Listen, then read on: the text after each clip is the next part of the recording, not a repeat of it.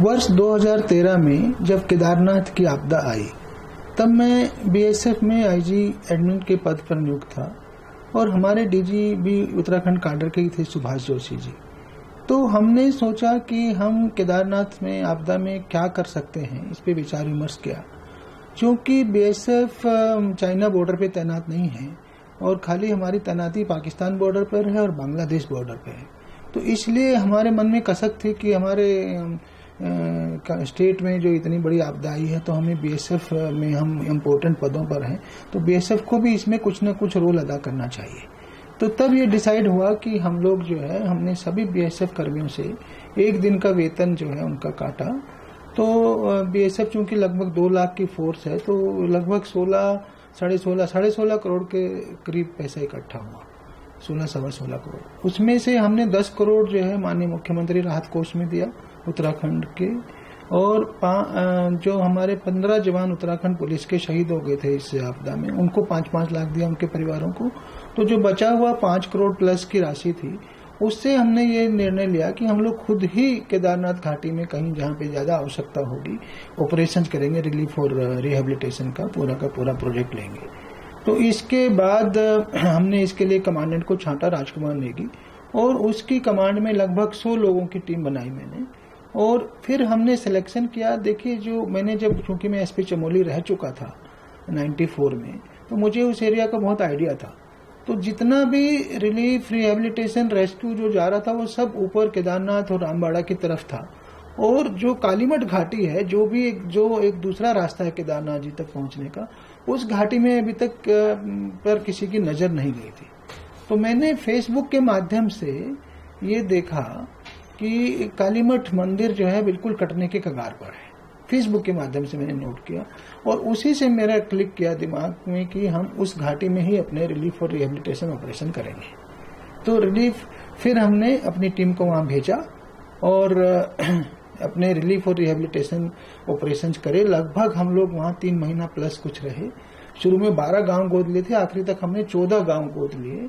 और उन गांव में सारे जितना वर्क होता है रिलीफ का, लगभग 100 लोगों की उन गांव के निवासी 100 लोगों से ज्यादा की मृत्यु हुई थी इस आपदा में। कोई घोड़ा चलाने वाले थे, कोई और थे, तो बहुत सारी लेडीज विधवा हो गई थी और सारे रास्ते कटे हुए थे, बिजली पानी सब व्यवस्थाएं खत्म थी, स्कूल खत्म था। तो ये सारा का सारा रिहेबिलिटेशन प्रोसेस हमने कराया इन सभी 14 गांव में जो गोद लिए थे। सोलर स्ट्रीट लाइटें लगवाई और भी बहुत सारे ऑपरेशन किए। तो मुझे इनको देखते हुए फिर हमने लास्ट में निर्णय लिया कि एक छोटी सी इसमें जो काम हुआ है रिलीफ और रिहेबिलिटेशन का, पुनर्वास और उसका, तो उस पे हम एक मूवी बनवाई जाए। तो हमारे उत्तराखंड के ही निवासी थे मनोज कांडवाल जी, उन्होंने एक छोटी सी 10 मिनट की शॉर्ट मूवी बनाई है। और अनलकीली बड़ी दुखद बात है कि बाद में उनकी एक सड़क दुर्घटना में मृत्यु हो गई। वो आज हमारे बीच नहीं है। तो आप ये छोटी सी फिल्म देखना चाहें।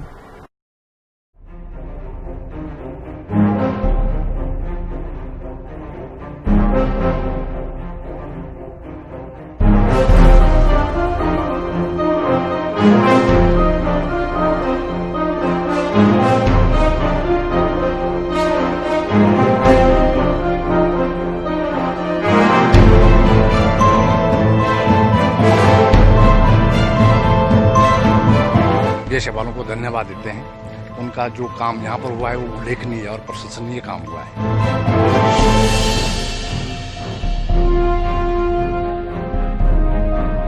बीएसएफ का इतना बड़ा योगदान रहा कि उनकी कितनी हम लोग प्रशंसा करेंगे, बहुत कम है।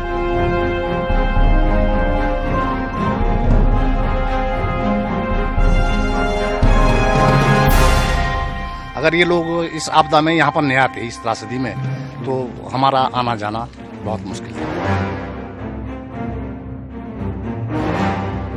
वो सीमाओं के पैरी भी हैं और आज गांव के पैरी बन गए हो।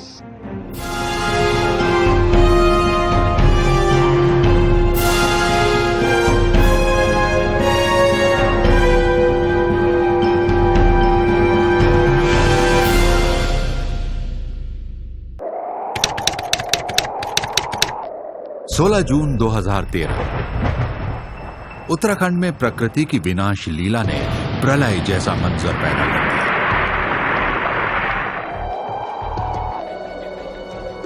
उत्तराखंड के रुद्रप्रयाग जनपद में कुदरत ने सबसे ज्यादा कहर बरपाया।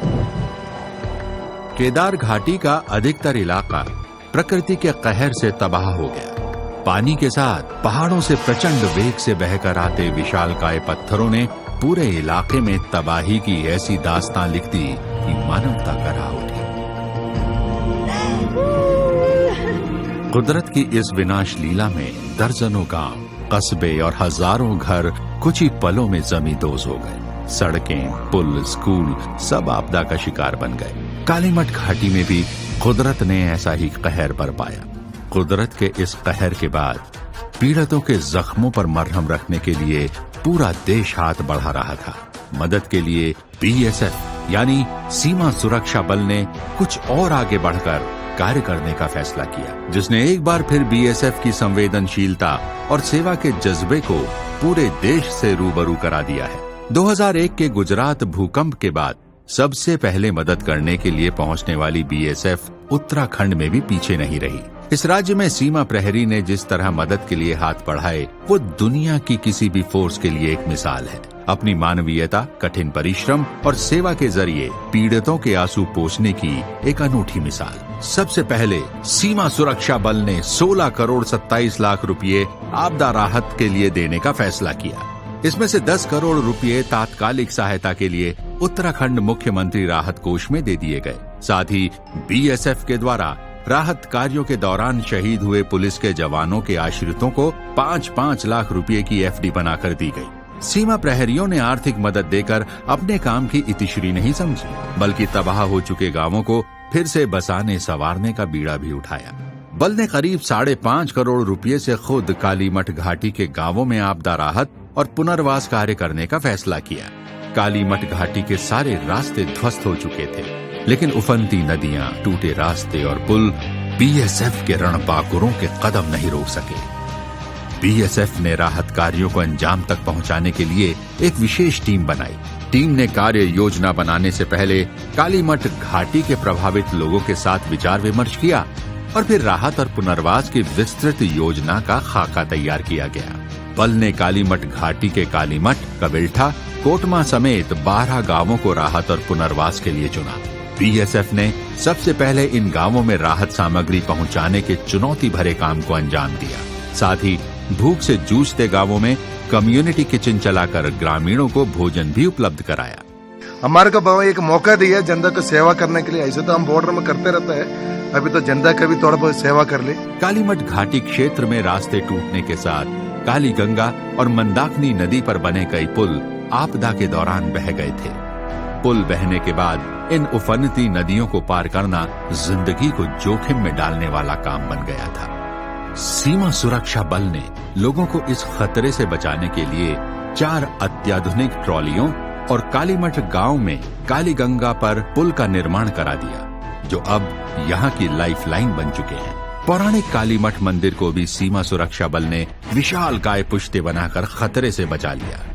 स्कंद पुराण में वर्णित कालीमठ मंदिर को सिद्ध पीठ माना जाता है।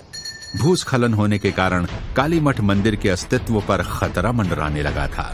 बीएसएफ ने समय रहते यहाँ 130 मीटर लंबे व 15 मीटर ऊंचे पुश्ते का निर्माण करके इस प्राचीन मंदिर को बचा लिया। कालीमठ घाटी में विकराल आपदा ने 103 लोगों की जान ले ली। घाटी में मौत का तांडव होने के बाद गांवों में नई जिंदगी की पदचाप सुनाई देने लगी थी। क्षेत्र में करीब 40 गर्भवती महिलाएं थीं। इन महिलाओं को सुरक्षित प्रसव की सुविधा मुहैया कराना और नवजात शिशुओं की चिकित्सीय देखरेख करना नामुमकिन लग रहा था, लेकिन बीएसएफ ने इस समस्या का भी हल निकाल लिया। बल्कि जाबाजों ने कालीमठ घाटी के कोटमा गांव के सरकारी अस्पताल में 10 शैय्याओं वाला एक अस्थायी मैटरनिटी वार्ड बना दिया। यहाँ लेडी डॉक्टर और महिला स्टाफ की तैनाती करके सुरक्षित प्रसव और दवाओं की व्यवस्था कर दी गई। इस कदम से सीमा प्रहरियों पर ग्रामीणों का भरोसा और मजबूत हो गया। लोगों को इस वर्दी में ऐसे मसीहा नजर आने लगे जिनके पास उनके हर दर्द की दवा है। आपदा की मार कालीमठ के हाई स्कूल पर भी पड़ी। इलाके के इस स्कूल की इमारत का अधिकांश हिस्सा आपदा के दौरान नेस्ता नाबूद हो गया। गांवों के नौनिहालों की शिक्षा में व्यवधान न पड़ने देने के लिए सीमा सुरक्षा बल ने स्कूल में नए क्लासरूम, प्रयोगशाला और अन्य भवनों का निर्माण करा दिया है। बल के द्वारा सरकारी और गैर सरकारी स्कूलों में जरूरी साजो सामान उपलब्ध कराए जा रहे हैं।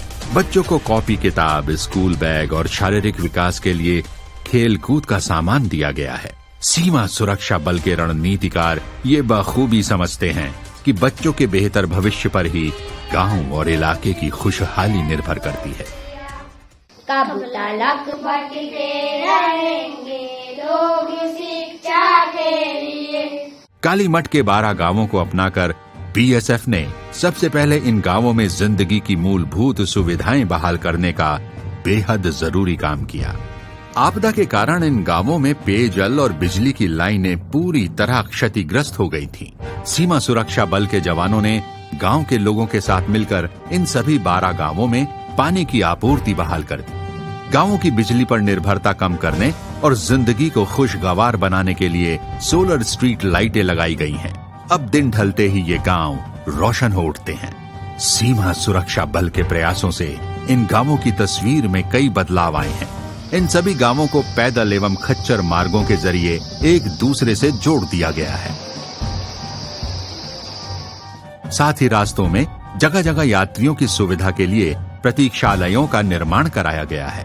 बीएसएफ कालीमठ घाटी के लोगों को खुशहाली, सुरक्षा और आत्मनिर्भरता की डगर पर आगे बढ़ने की योजना पर काम कर रहा है।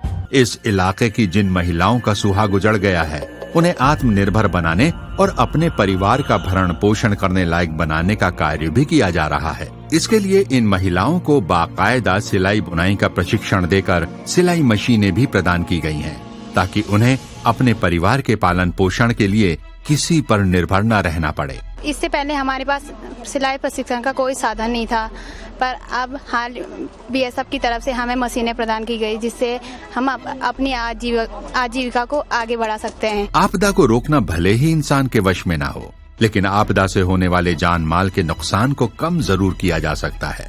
इन गांवों में ग्रामीणों को आपदा से होने वाला नुकसान कम करने के लिए बीएसएफ ने कई गुर सिखाए हैं। रेस्क्यू एंड सर्वाइवल ट्रेनिंग के साथ साथ कालीमठ घाटी के युवाओं और छात्र छात्राओं को जीवन रक्षा की महत्वपूर्ण ट्रेनिंग दी गई है। आपदा प्रभावित इलाकों में सीमा सुरक्षा बल के ये कार्य तबाही से सिसकती जिंदगी को सुनहरे कल के भरोसे से जोड़ रहे हैं। दुर्गम इलाके में बल के रणबांकुरों का ये जीवट और अनजान लोगों की सेवा का ये उत्साह बीएसएफ के नारे जीवन पर्यंत कर्तव्य से उपजा है।